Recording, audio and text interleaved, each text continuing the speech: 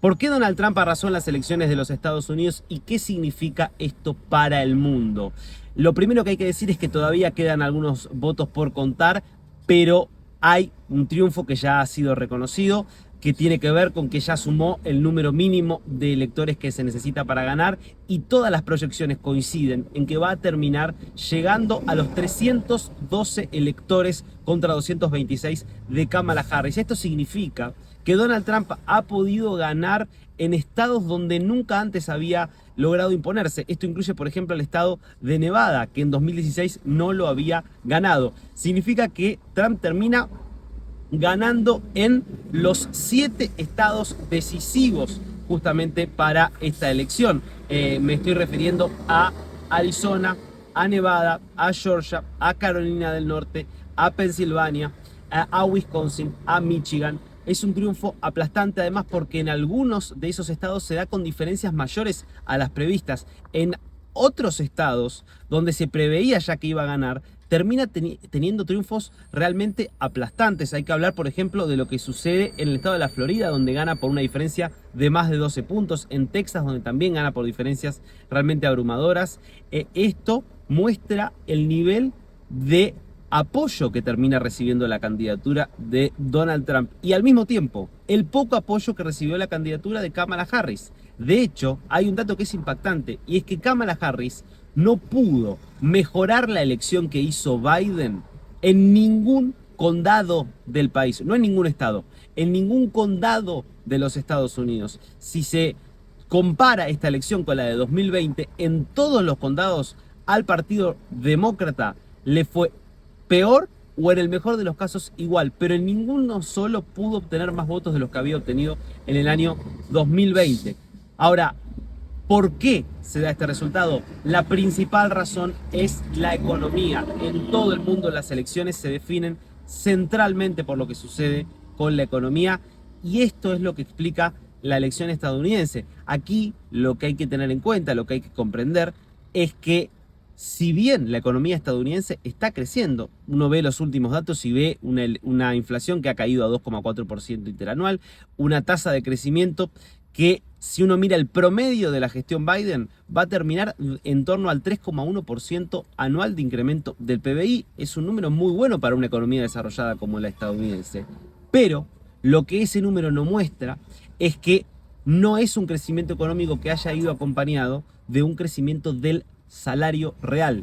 Y el crecimiento económico sirve para ganar elecciones cuando la gente, cuando las personas lo viven en su vida cotidiana. ¿Y qué es lo que ha pasado durante los 4 años de Joe Biden? Que sobre todo en los primeros 2 años creció mucho la inflación, que esa inflación recién muy lentamente empezó a caer en los últimos 2 años y que por lo tanto el salario real en los primeros 2 años cayó fuertemente y solo muy de a poco se fue recuperando, terminando en algunos casos, dependiendo del sector social, empatado con el nivel de poder de compra que tenía el salario hace 4 años. El contraste con los 4 años de gestión de Donald Trump es categórico, porque en los 4 años de Trump el salario real creció. En los 4 años la gente obtuvo más ingresos de lo que subían los precios. Eso es lo que muestran las estadísticas. Por eso, cuando le preguntaban en las encuestas a mucha gente en quién confiaba más para el manejo de la economía, muchos decían, y la verdad es que en Trump.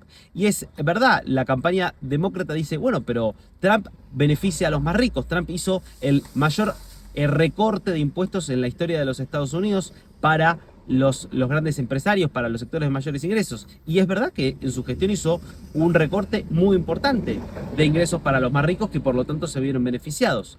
Ahora bien, dicho esto, ese incremento del salario real traspasó a todos los sectores sociales. Los trabajadores de más bajos ingresos también vieron mejorado su salario real en los 4 años de Trump y es lo que muestran las estadísticas. Esa es la razón por la cual el principal sindicato, por ejemplo, de justamente de los Estados Unidos, Teammates, el sindicato principalmente de la industria automotriz y afines, cuando hacían una encuesta interna antes de las elecciones, daba que la gran mayoría quería que gane Trump. Estamos hablando de sindicatos de obreros que históricamente han estado mucho más cerca del Partido Demócrata y que sin embargo en estas elecciones se sentían más inclinados hacia Trump. Bueno, esto tiene que ver principalmente con la economía. No es la única razón.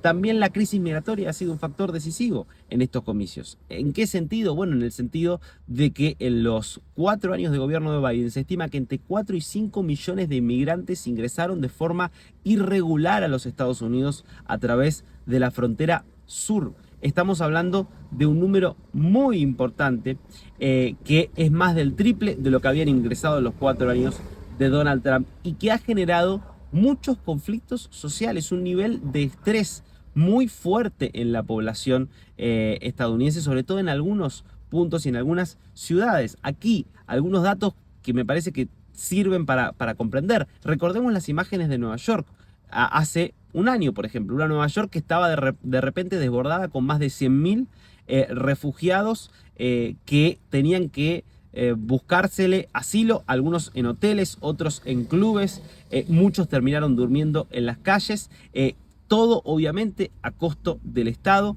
saturando en muchos sentidos los sistemas de salud, los sistemas de asistencia social que estaban pensados para menos habitantes, lo que llevó al propio gobernador demócrata, mejor dicho, alcalde demócrata de Nueva York, Eric Adams, a decir que la ciudad iba a terminar en crisis, quebrada, producto de esta demanda de migrantes. Eso lo vio la gente. No hay que ser xenófobo para percibir como un problema esta situación y para pedir, por lo tanto, que haya mayores controles migratorios, que fue uno de los principales emblemas de campaña de Donald Trump. Hay otro caso que es emblemático y es el caso de Springfield, Ohio. Esta ciudad en el estado de Ohio que se volvió viral durante la campaña, sobre todo luego de que empezaran a aparecer en las redes sociales la noticia nunca corroborada de que había inmigrantes haitianos comiéndose perros, mascotas. Lo dijo Trump en el propio debate. Esto llevó a que los demócratas dijeran, ven, Trump difunde noticias falsas, Trump está justamente queriendo estigmatizar a los haitianos, a los inmigrantes, y querer utilizar esto en su favor por parte de los demócratas. Sin embargo, en Springfield, Ohio, Trump arrasó, sacó más del 60% de los votos. Y la pregunta es, ¿por qué? Bueno, porque más allá de que nunca se comprobó y nunca hubo denuncias reales, por lo menos formales, de inmigrantes comiéndose mascotas, hubo un problema. Y es que en el año 2020, en la ciudad de Springfield tenía 60.000 habitantes, de los cuales solo el 2% eran extranjeros.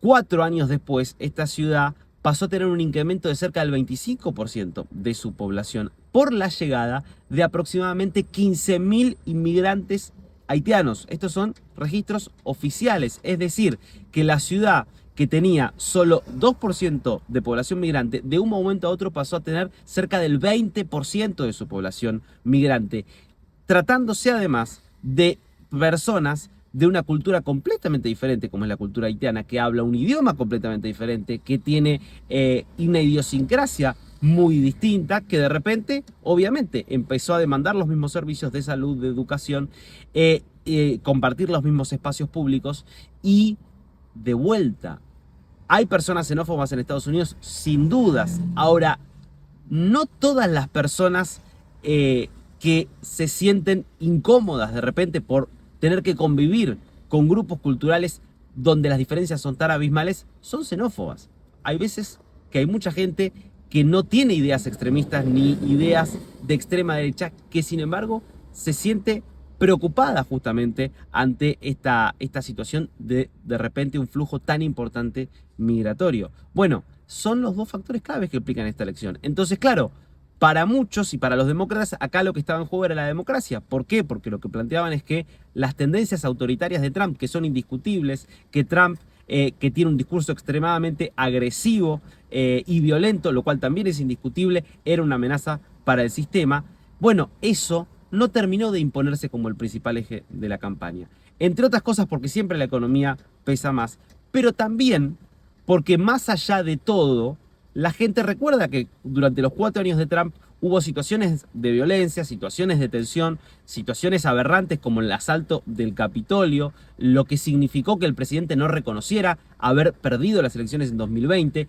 Todas cosas que la mayor parte de los estadounidenses repudian. Sin embargo, también es cierto que eso no significa que Trump haya sido Hitler, que Trump haya realizado masacres masivas, que Trump haya encarcelado masivamente oponentes políticos. Eso hace que para muchos votantes, aún siendo un peligro la posibilidad de Trump regresando al poder, sigue siendo un peligro preferible a 4 años más de estancamiento económico, de estancamiento del salario, de crisis migratoria y de otros problemas que ha tenido la gestión demócrata, que para muchos se ha vuelto un partido mucho más elitista, un partido que por momentos parece gobernar mucho más para las élites culturales de las universidades, de las grandes ciudades, que para la mayor parte de los estadounidenses. ¿Qué significa esto para el mundo?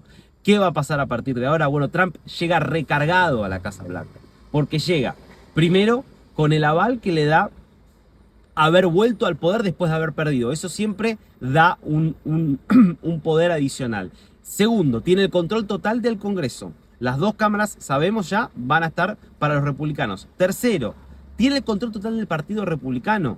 Porque en 2016 muchos republicanos no lo querían a Trump y muchos republicanos en el Congreso no le respondían.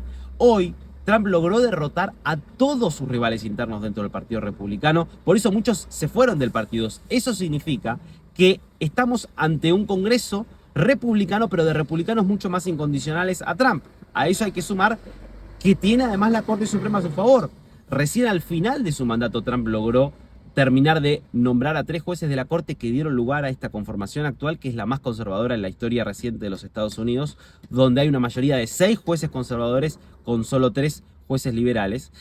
Ahora, Trump va a poder contar con esa Corte respaldando seguramente muchas de sus iniciativas desde el día 1 del gobierno. A eso hay que sumar la legitimidad que le da haber ganado el voto popular, cosa que no había podido conseguir en 2016. Y por último, también hay que entender aquí que Trump llega teniendo la experiencia que no tenía en 2016. El propio Trump reconoció la improvisación absoluta que caracterizó los primeros momentos de su tiempo en la Casa Blanca, donde no sabía quién nombrar para los cargos decisivos. Bueno, ese no va a ser un problema ahora.